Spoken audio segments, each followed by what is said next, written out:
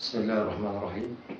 أنا وسام سعد عبد الرازق، سن 37 سنة، أحد شباب حركة 6 أبريل في الإسكندرية، وكنت مسؤول عن الجناح الأمني في الحركة. أنا خارج النهاردة عشان أتكلم، لأن ما ينفعش ومش كفاية إن أنسحب، لأن لو انسحبت هكون جبان وبخاف على نفسي بس في ناس كتير قوي أعرفها في الحركة وبعتز بمعرفتها، شباب يشرف بجد. الناس دي من حقها عليا إن أنا أخرج دلوقتي وأكشف لهم المستور اللي هم ما يعرفوش عنه حاجة خالص. بس انت دخلت الحركة امتى طيب؟ انضميت بشكل رسمي في استمارة من بداية شهر 9، لكن قبل كده كنت متواجد على الأرض، بس بسبب الخلافات والصراعات اللي كانت موجودة جوه الحركة، فبالتالي ما كانش فيه استمارات وما كانش فيه اجتماعات بشكل منتظم. طب انت ليه دخلت الحركة اساسا؟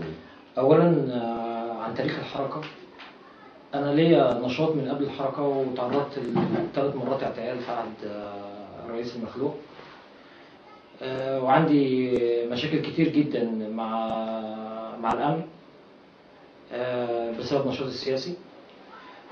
ما كانش فيه كيان منظم، كان موجودين الفترة دي، كان موجود فيها الإخوان المسلمين وكانوا بيحاربوا المكاتب اللي موجودة في اسكندرية، 4 مكاتب، بنضيف إليهم طبعا المسؤول العمل الأمني اللي هو أنا. بعد كده بنضيف إليهم مسؤولية العضوية اللي هي الأنسة بسنت، بيبقى معاهم إسلام سلمي اللي هو المسؤول الثقافي، بيضيف عليهم سيد كارم اللي هو المسؤول السياسي عن الحركة، اللي هو مسؤولية كاملة عن الحركة، ومصطفى العطار اللي بيقوم بدور منسق بطريقة غير منتخبة. بعد كده بيبقى متواجد معاهم ناس تانية بيبقى ليها أدوار أصغر من كده شوية، بس الناس دي من أهل الثقة، بتميل للعنف. تتجمعوا ازاي؟ بنتجمعوا في أي كافيه بأسلوب سري عشان ما نكونش مرصودين من أي حد، وبنتعمد إن احنا محدش يعرف عننا أي حاجة حتى أقرب الناس لينا. تمام. التعليمات مثلا بتيجي من القاهرة، بتقدروا تنفذوها كفعاليات أو توصلوها للقاعدة تحت ازاي؟ بيبقى فيه أسلوب برضو معين، إن احنا بنجتمع برؤساء المكاتب ومسؤول العمل الجماهيري في الحركة اللي هو صمويل حنين، وبنبتدي ننقل لهم الخطة والبدائل بتاعتها. طبعا لكل فعالية بنعملها بيبقى فيه كذا خطة، فمثلا بنقول لهم خطة ألف عايزينها تنقل لشباب الحركة، فدي بتكون مسؤولية رؤساء المكاتب، بيجتمعوا بالناس بتاعهم اجتماع تاني في توقيت معين بنكونوا حددناه، ويبتدوا ينقلوا الفعالية بتصوراتها بالهدف منها. مقابلات شخصية ولا؟ أيوة طبعا لازم تكون مقابلات شخصية. احنا ما بنكتبش على الفيس على النت حاجة كتير، لأن احنا عارفين إن بيبقى فيه اختراق. ثانيا الموبايلات برضو أغلبية موبايلات النشطاء السياسيين بتبقى مراقبة من أمن الدولة. طبعا برضو بتتعرض عليك حاجات، تبتدي بتقول رأيك وبتقترح، بتأيد أو بترفض، وللعلم والتكرار للمرة المليون، اللي انت هتقوله كله هيتم مسألة الزمان اللي جاي متخطط من العصابة ومن أحمد ماهر شخصيا هو اللي هيمشي بس. فطبعا قعدنا نحشد من جامعة اسكندرية 4 أيام. طبعا احنا في الحشد بتاعنا بنستهدف فئة معينة من الشعب، شريحة معينة. مين أكتر ناس ممكن يتفاعلوا معنا؟ هم الشباب الجامعة، الشباب الصغير، بحد حماسهم ووطنيتهم، بيبقى سهل ان احنا نأثر عليهم ونقودهم بسهولة. ومعهم الأرترس طبعا الخاص بالأندية الكروية اللي موجودة في اسكندرية زي الاتحاد، زي جماهير الأهلي والزمالك المشترك اللي موجودين في الأرترس. فبنبتدي قعدنا نشتغل 4 أيام من جامعة اسكندرية لحد ما جه يوم الفعالية، كان يوم الجمعة. خرجنا قدام منطقة الشمال العسكرية، كان عددنا يتعدى 25,000، لدرجة إن الفعالية دي كانت ناجحة أنجح من فعاليات أي محافظات تانية. طبعا دي كانت جزء من فعالياتنا. اشتغلنا حملات كاذبون اللي هو كشف ادعاءات المجلس العسكري. وعلى فكرة أنا هنا مش بدافع عن المجلس العسكري، أنا ناشط سياسي ضد حكم العسكر لمصر، والمجلس العسكري ليهم أخطاء كتير وهم امتداد لحقبة الرئيس المخلوع.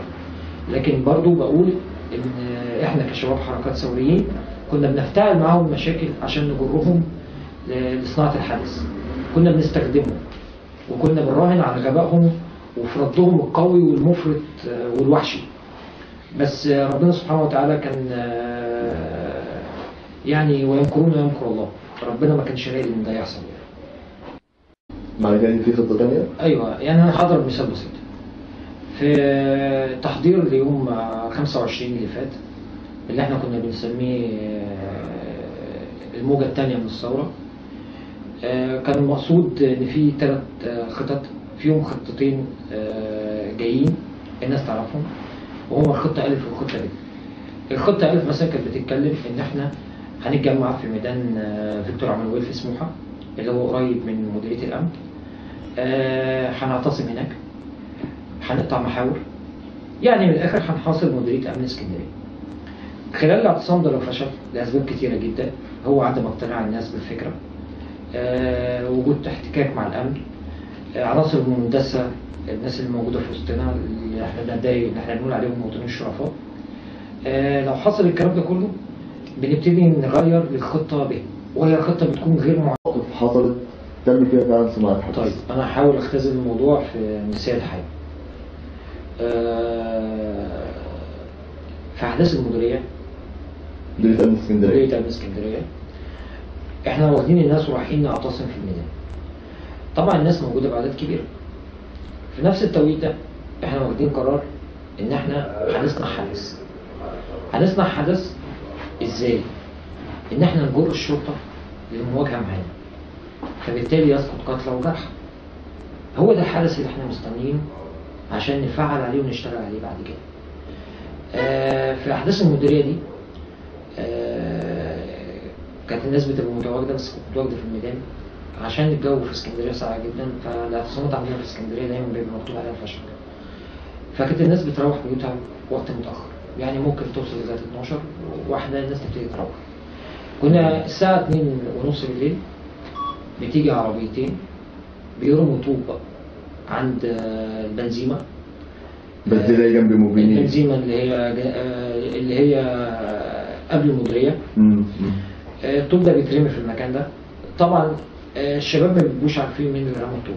الشاب بيجي بيلاقي نفسه الصبح في اشتباك ما بينه وبين المدرعة خارجة تدافع، أو الشرطة خارجة تدافع عن المديرية عشان ما تقتحمش. فبالتالي بيبتدي يتعامل معاك بقنابل مسيلة للدموع. فالشاب بيلاقي جنبه طوب، ما بيسألش نفسه الطوب ده جه منين في المكان ده، ولا المولوتوف، كأن السما ساعتها بتسقط، يعني بتمطر مولوتوف وطوب. طبعا احنا بنبقى عارفين، او العصابه بتبقى عارفه.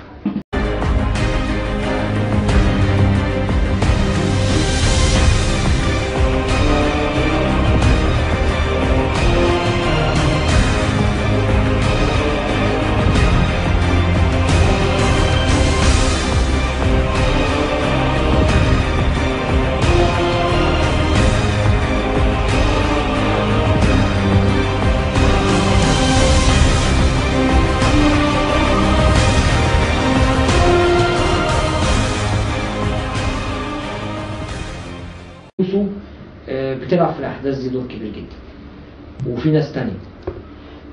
طبعا بنبتدي نتعامل، وعلى فكرة في ناس بتاخد فلوس في رمي المولوتوف. يعني وصلت في أحداث معينة إن إزازة المولوتوف، اللي بيرمي إزازة المولوتوف كان بياخد 100 جنيه. طبعا 100 جنيه دي كانت بتيجي من رجال الأعمال. مين دي كان بيدفعها أصلا؟ هي كانت بتدفع لأفراد وعناصر معينة من عندنا، بتبقى على اتصال مباشر برجل الأعمال ده، وهي اللي بتجيب الشباب البلطجية، لأن احنا بنستخدم شرائح كتير من المجتمع، من ضمنها الشباب البلطجية وشباب الأحياء الشعبية. بنجيبهم، بنعمل لهم البحر طحينة، بنفهمهم إن احنا بندافع عن قضية وطنية. طبعا هو مش مقتنع، واحنا عارفين إن هو مش جاي عشان يدافع عن قضية وطنية. هو كل مشكلته إن هو عنده مشكلة مع الشرطة. احنا بنلعب على الحتة دي وبنغذيها. هو عايز يخش جوه، هدفه إنه يجيب حتة سلاح من جوه. احنا برضو بنلعب على الحتة دي وبنغذيها. بنهيئ له الحدث، بيتحامى في وسط الناس الكتير اللي موجوده. طبعا الشرطه بتبقى مذعوره من الاعداد الكبيره، فبالتالي بيبتدي يتعامل مع الشرطه على امل ان هو يقتحم مديريه امن اسكندريه، وده كان مطلوب